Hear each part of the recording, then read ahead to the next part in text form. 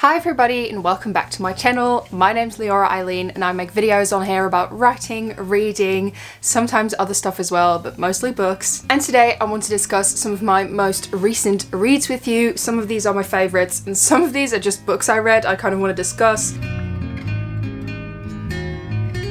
The thing is, sometimes you read a book and it's not your personal favourite, but you know that there's going to be somebody out there who's going to absolutely adore it. So that's why I always really enjoy discussing different type of books on my channel. And there's definitely also a few books in this pile that are wildly new favourites that I'm just very excited about that I really want to talk about. Before we get into all of that, this video is brought to you by me, personally, my webshop. I'm sponsoring my own video. So my new webshop has just gone live. It is leoraeileen.com. All my socials are now also Leora Eileen. I'm very excited by all the kind messages and kind response I have had to my new webshop and my overall rebranding. I've also been overwhelmed and very happy with all of you guys' order. If you haven't checked out my new webshop yet, where I sell all of my art, bookmarks, prints, gold foiled tarot bookmarks, all sorts of cool stuff, tote bags as well, definitely check out my website. I will link it down below. I would love for you to check it out and support me as a booktuber, content creator, illustrator, you know it. So that would be great if you could check that out. Definitely let me know in the comments down below if you have and what you thought. I will be giving myself plenty of shout outs in the upcoming videos, so prepare to be absolutely sick of me. Now, let's get into the books. I have the pile right here. It's in no particular order. So first, we have this book, and I just want to preface this by saying, who does not want to read a book about an old lady who thinks she knows better than everybody else solving a murder? Everybody wants to read something like that, right? Or at least I really wanted to read something like that. So in this book, we follow 60-year-old Vera Wong, and she owns a tea house, and the tea house is kind of not so busy anymore. Not lots of customers are visiting her anymore. It's kind of sad. It has a bit of tragedy in it. She's just making her tea. She has like 1 or 2 customers that are still visiting her, and then she's just like texting her son being like, are you dating somebody yet? You should be a good son and buy me groceries more often. And that's her day-to-day life, and it really kind of shows how small a person's life can become. Fate strikes in a horrible way, but kind of for Vera, this is something exciting, because one day she wakes up and she finds a dead man on the floor in her tea house. She knows it's going to take more than a strong long jing to fix things, knowing she'll do a better job than the police possibly could, because nobody sniffs out a wrongdoing quite like a suspicious Chinese mother with time on her hands. Vera decides it's time to take down that killer. That's exactly what she does, to be honest. She launches this investigation, but accidentally becomes like friends with all the suspects, and it's kind of heartwarming. It gives like found family vibes, and I thoroughly enjoyed this. I thought it was really good. Jessie Sutanto is becoming one of my favorite authors to read like a quick, fun, heartwarming read from. I also really enjoyed her crime romance, Dial A for Aunties. That was also a crime romance comedy. This is also sort of in that field. I think this is a bit more on the whodunit side than it is on the romance and like feel-good vibe, but it's just a cozy mystery. I had a great time reading it. So funny and so heartwarming and just a really good time. This was definitely mind-boggling. I'm not sure if it was mind-boggling. Is that even a word? Well, I'm just not sure if it was that in the good way. So I read A Good Girl's Guide to Murder in 2021, I believe, or 2020. Was it even out in 2020? I don't know. Anyway, I read it quite a while ago. Maybe it was even 2019, if it was out already. So I read book 1 and 2 way back. And then this year I was like, okay, I need something quick. I need something to get me back into the reading mood.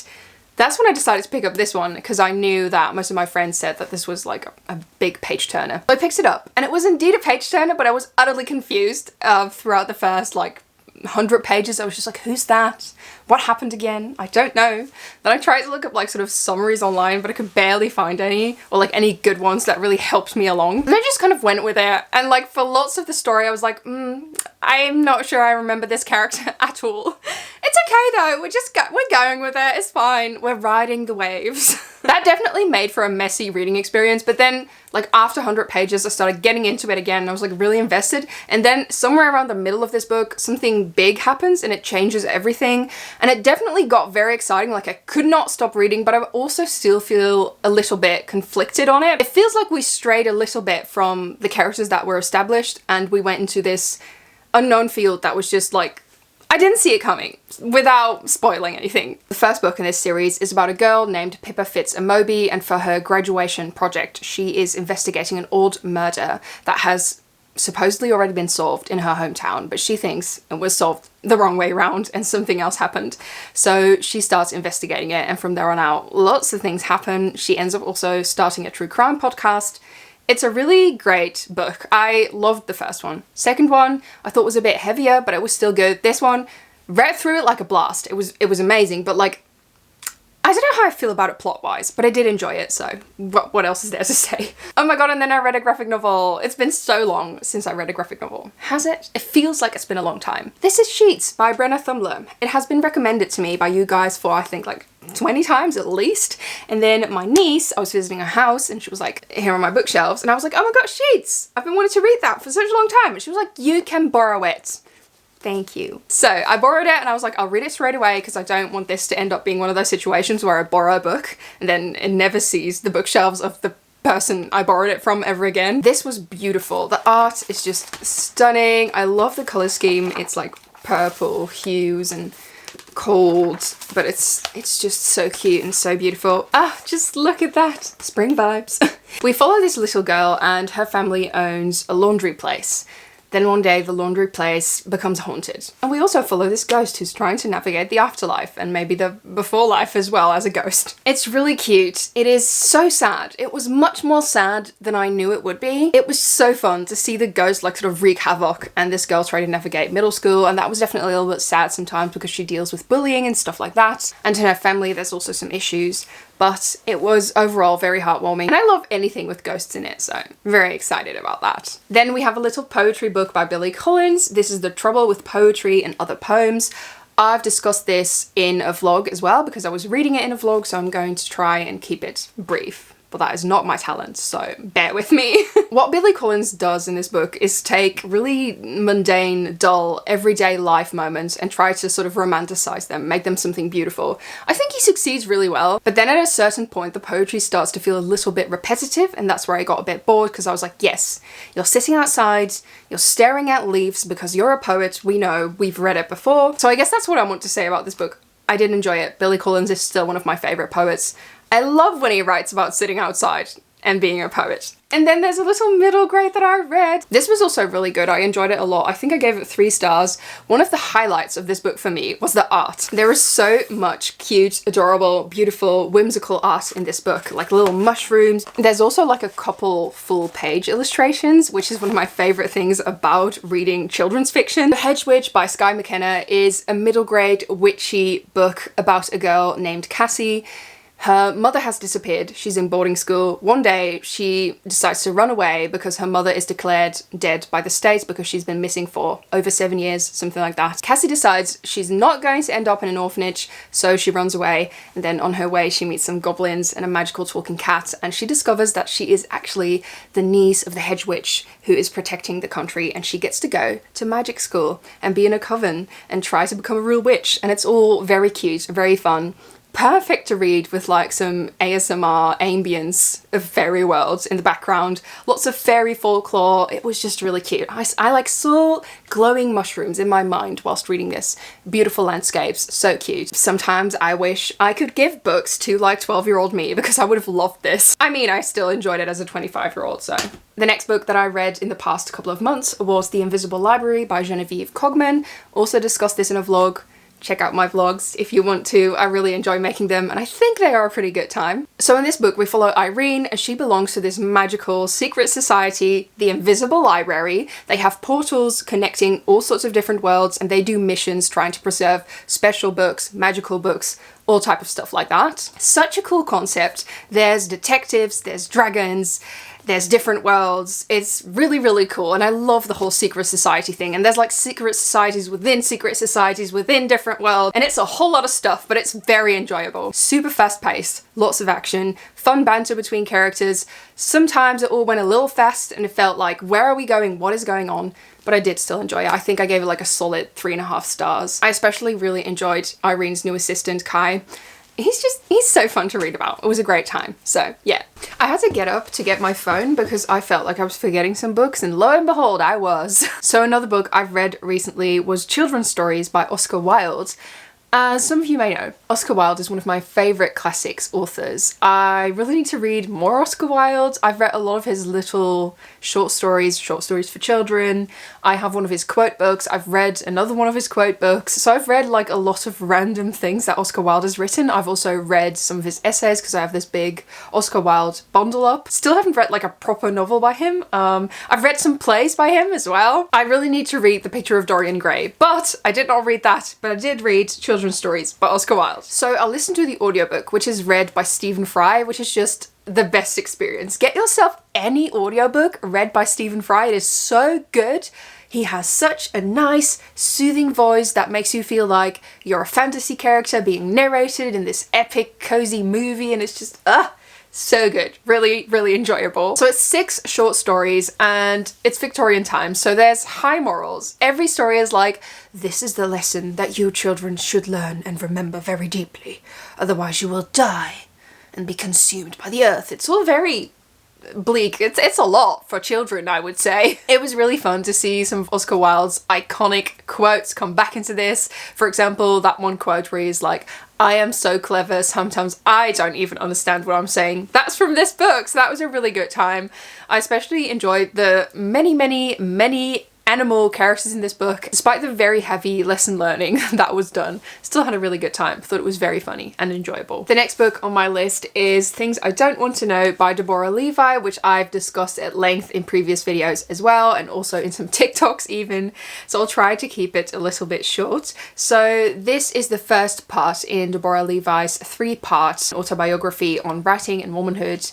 It's really good. She sort of is in discussion and like a conversation with different authors that she admires or she does not admire, and then at the same time she's sort of telling her life story or like a different part of it. So in this first book it's mostly her childhood. It was a lot heavier than I expected. She has lived through the apartheid in South Africa, where she was living at the time. It's strange to see such a heavy, horrible thing through the eyes of a child, but definitely very impactful. And then she also just writes about like growing up, going to school, when she moved to England, what that experience was like, being called English even though she doesn't feel English, being Jewish, all these different things. I really enjoy sort of the way she uses language and the way she views language in the world, how that perception helps but also makes it more difficult for her sometimes to see the world as a child, and the way a child perceives all these things. She writes about people, she makes observations as a child, and it's beautiful. It's heart-wrenching, but really good and funny at times as well, especially when she's writing about her mental breakdowns on elevators.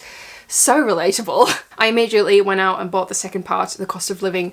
Haven't really read a whole lot in that one yet, but that I can attribute to this book because this came in between those two and I had to read it. I was so engrossed, I could not stop reading. Like many people have told me, this book reads away so easily, and it's just so hyped. I wasn't sure whether to trust everybody, you know, because it gets you nervous sometimes when a book is that hyped. You get like, but what if it's bad? This was such a beautiful book about friendship, about games, about making art with your friends, about family, found family, growing up, coming of age. It had everything I loved. You can read this so quickly because it's just so readable, or at least it was to me. There's like a few quirky gimmicks in there, like there's chapters written from the perspective of games and stuff like that. I love gaming books as well usually, so I wasn't sure why I was so hesitant to pick this up because it's like right up my alley. I enjoyed it so much. All the characters feel so real, like such real, flawed people. I hated Dov, I have to say it, my least favorite character. It was heart-wrenching. I have only finished it a few days ago, so I'm not sure how I feel about the ending and all the things that went down at the end. Definitely wasn't aware it was going to go like that in this story. There's 2 main characters, a boy and a girl, Sadie and Sam, and they both love making games and they make games together, and it's basically about their lives and their friendship and their deep love for each other, and they're always friends but never lovers, and it's so good. I am making no sense, but you should just read it.